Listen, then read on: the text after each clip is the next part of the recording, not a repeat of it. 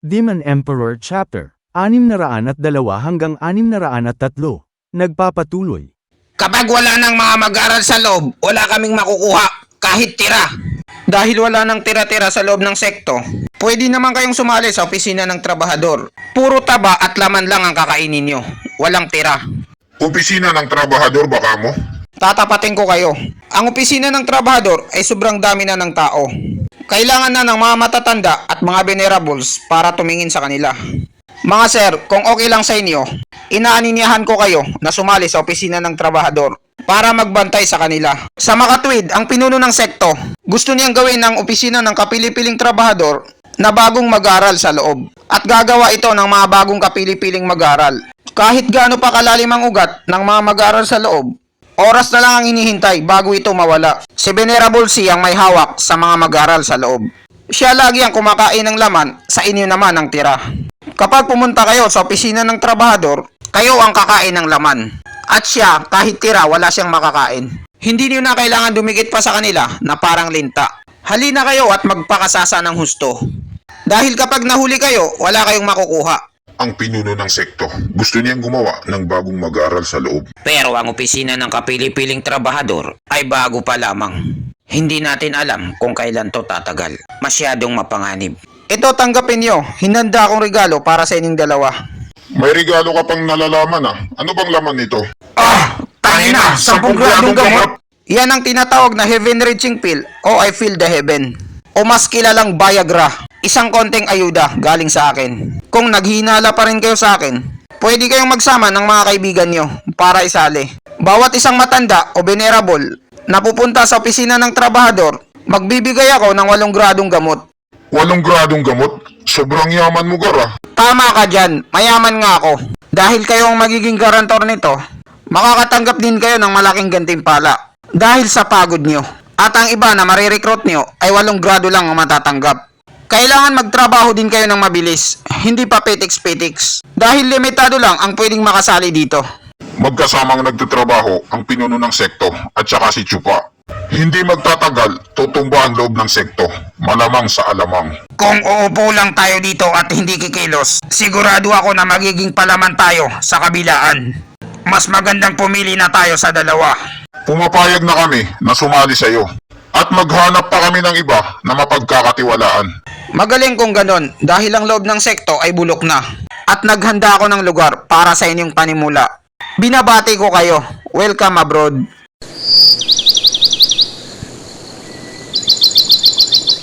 Sa wakas, nakabalik na rin si Chupa pagkatapos niyang gumala. Master, saan ka ba nagpupunta? 3 araw ka nang wala. Kami lahat ang gumagawa ng trabaho mo. Tapos ikaw, gumagala ka lang kung saan-saan. Hindi lang ako basta gumagala, kupal. Tandaan mo yan, ilagay mo sa kokote mo. Stewardess Chupa, di ba sinabi mo na palagi akong nasa tabi mo? Forever tayong magkasama. Pwede bang isama mo ako sa susunod na paggala mo kung saan ka man pupunta? Ha ha ha. Alam ko kung anong gusto mo sa akin. Pero ngayon, ibang pinuntahan ko. Hindi ka pwede dun. Hindi lang ang 2 venerable ang binisita ko. Itong nakalipas na ilang araw, bumisita rin ako sa mga ibang sikat. Katulad ng mga mag-aaral na mga kaibigan ni Kuilang na maitim na kalbo at Tiwiling na makapalang muka. Hindi ko sinama si Negrong Guiho dahil mag-aaral siya ng pinakakupal na matanda. Pumunta siya sa akin dahil gusto niyang magsanay para sa darating na pagtitipon ng 2 dragon. Kailangan kong mag-ingat, baka isa siyang spy. At imarites niya lahat ng nalalaman niya sa kalaban. Stewardess Chupa, sa nakalipas na ilang araw, lumiliit na ang mga mag-aaral sa loob at mag-aaral sa labas. Ano pa ang ginagawa ninyong 4 dito? Ba't nakatayo lang kayo? Bumalik na kayo sa mga pwesto niyo at magtrabaho.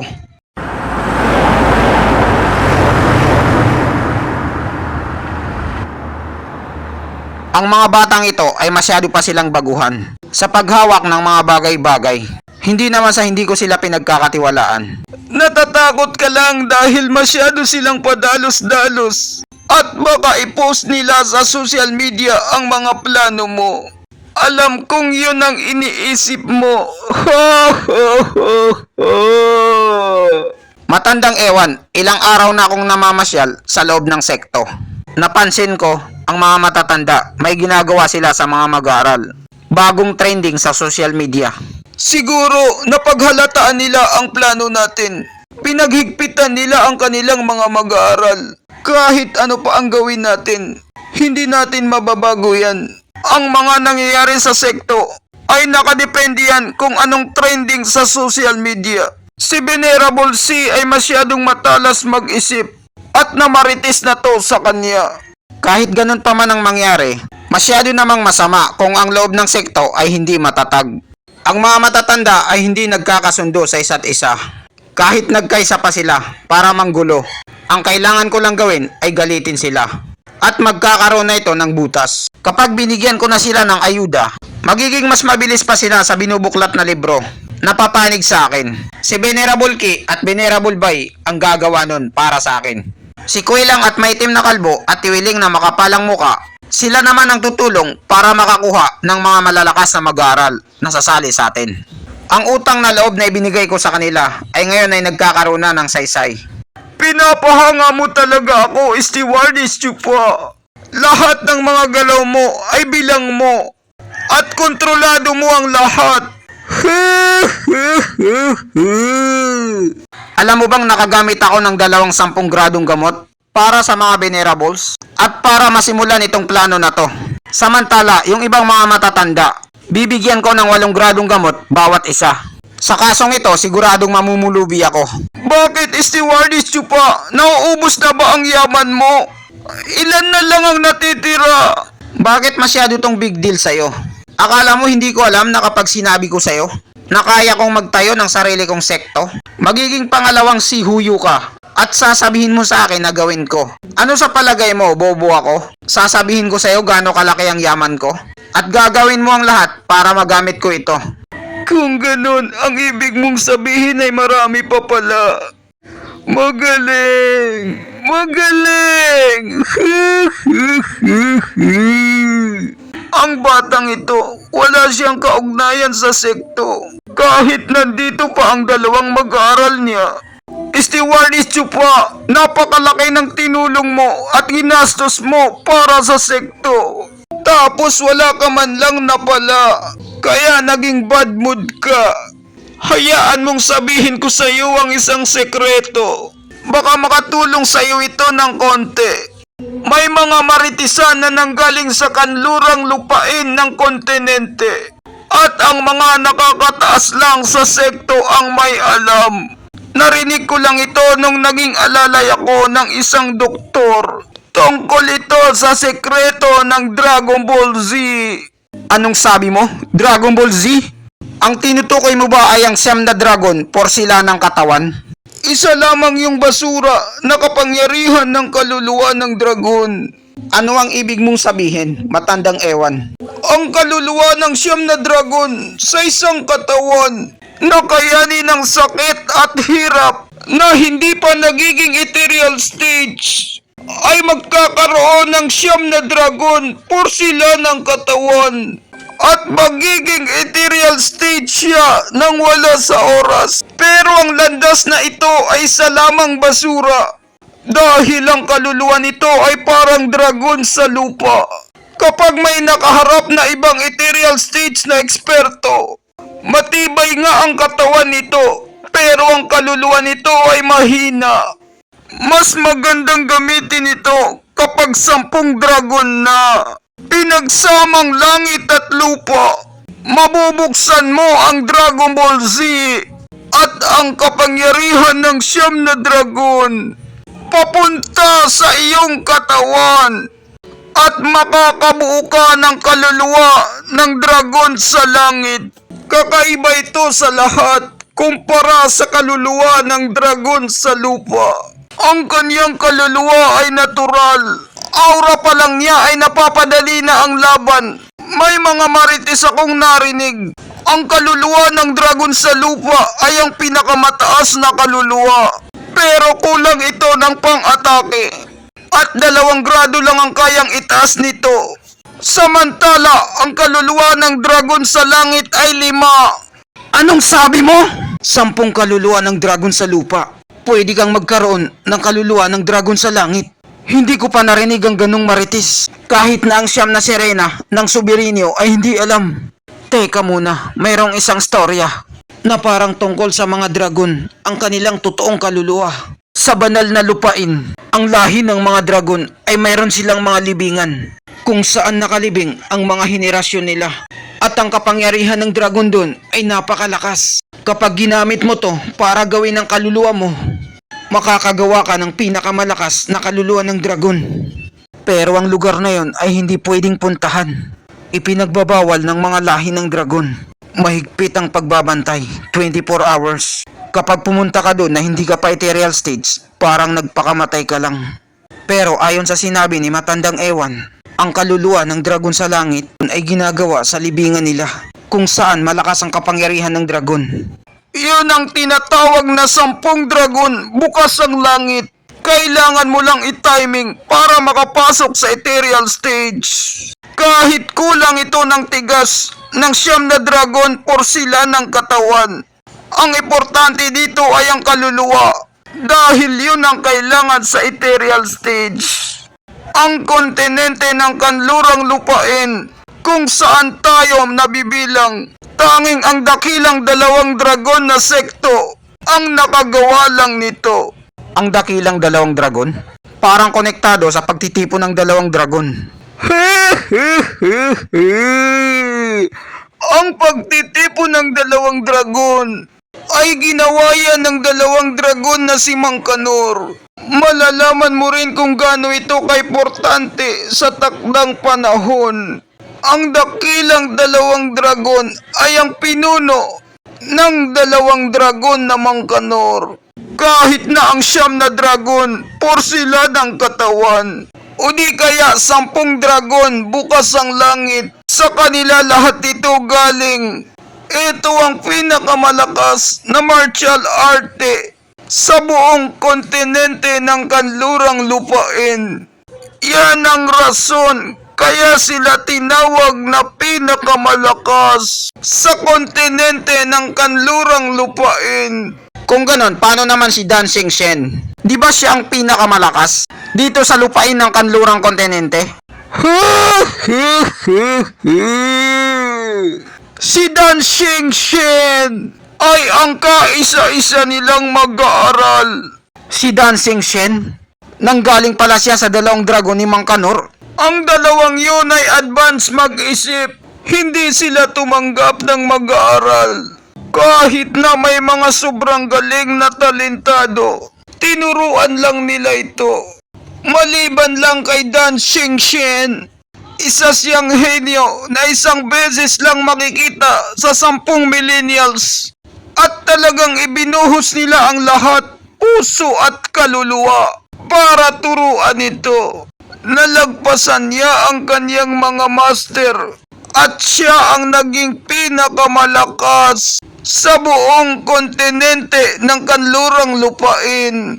Pero dahil nagkaroon ng kaguluhan sa buong kontinente ng kanluran, umalis na lang si Dancing Shen na hindi man lang nagpaalam. Kaya ang pinakamalakas ngayon sa kontinente ay ang dakilang 2 dragon. Alam mo bang ang 2 dragon ay hindi nila rin ito gusto?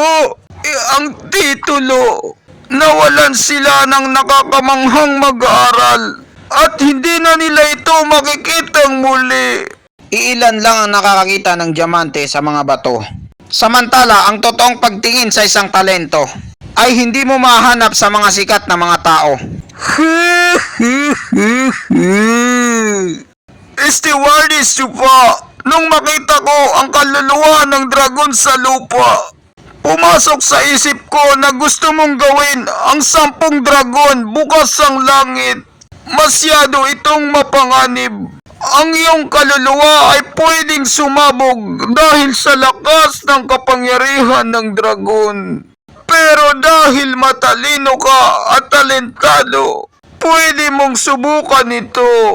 Maswerte ka dahil nasa profound stage ka pa lang. Matatagalan ka pa bago maging ethereal stage. Mag-ipon ka lang ng 10 kaluluwa ng dragon. May 9 na akong naipon, isa na lang ang kulang. Ano? Mayroon kang 9 ng kaluluwa ng dragon sa lupa? Oo, nakalagay silang lahat sa aking katawan. Ngayon, ang kailangan ko na lang ay makuha ang pang-10. At titingnan ko yung 10 dragon bukas ang langit. Kung karapat dapat talaga. Kung may 9 ka na ng kaluluwa ng dragon sa loob mo, hindi mo pa rin ba sila niluluto? Hindi ka ba natatakot na kainin ka nila? Sino? Ang mga duwag na butiki na yon? Ito ang ginagamit ko para mawasak sila at mapatigil. Ano itong asul na apoy na parang lighter? Kaya niyang patigilin ang kaluluwa ng dragon sa lupa. Ginagamit niya ang kaniyang katawan bilang kulungan sa 9 na kaluluwa ng dragon. Kahit sabihin pa natin na malakas ang kulungan, ang 9 na kaluluwa ng dragon ay atakehin nila ito ng walang tigil. At sa katagalan, masisira din ito. Sa Pilipinas ko to nakuha. May isang tao na nagsanay ng 9 na dragon por sila ng katawan. Iniisip ko sanang gamitin ang 9 na dragon por sila ng katawan para maging ethereal stage. Kaso nakalimutan ko dahil hindi pa sapat ang kapangyarihan ko. Ngayong narinig ko na ang 10 dragon bukas na langit, tama pala ang naging desisyon ko na maghintay. Si Chupa, walang palag sa kanya ang 9 na kaluluwa ng dragon. Nakatali silang maigi. Talagang kakaiba at hindi mo may isip na may isang tao na gagawing kulungan ang kanyang katawan sa 9 na kaluluwa ng dragon. Stewardess Chupa, napakalayo talaga ng pagtingin mo. Pinakamalayo sa lahat ng alam ko. Matagal na siguro akong ethereal stage kung ako ang nasa kalagayan mo. Maraming salamat. Kupal ka talaga, matandang ewan.